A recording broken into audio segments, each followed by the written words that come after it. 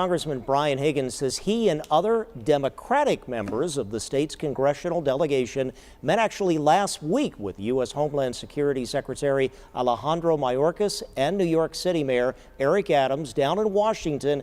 It doesn't sound like they got a lot of answers, though. The video shot last night, of course, they're showing how serious that situation is, with the asylum seekers in New York City actually sleeping on the sidewalk in front of the Roosevelt Hotel, which is New York City's intake center for newly arrived migrants. Some say they've spent 5 or 6 days looking for help in the overcrowded conditions. New York City officials say 300 to 500 arrive each day. The total since last spring at 93,000, and hundreds have come here to Western New York with promises that New York City and the state will cover the expenses to help settle them. And we asked Congressman Higgins about what he learned in that discussion with Secretary Mayorkas. He still blames Congress, of which he's a member, for not handling immigration.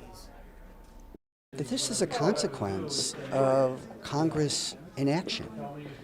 27 years. The last time we had comprehensive. Some people, with all due respect, would say you've been in Congress too. Right. And I'm not saying you can do it alone. Right. But what would you say to those people that are saying, here's a congressman citing inaction by Congress, and he's a member of Congress? That's right. Well, I'm very critical of Congress when it doesn't act and act appropriately to address fundamental problems. They have the ability through funding, through law, to change the situation at these borders. Do you sense anything happening? Well, the more pressure that's brought to bear on Congress is, I think, a good thing.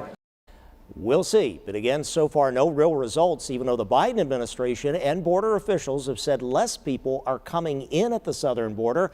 But again, more apparently still streaming north to New York City, and maybe more here. On your side here in our Buffalo studio, Ron Plants, Channel 2 News.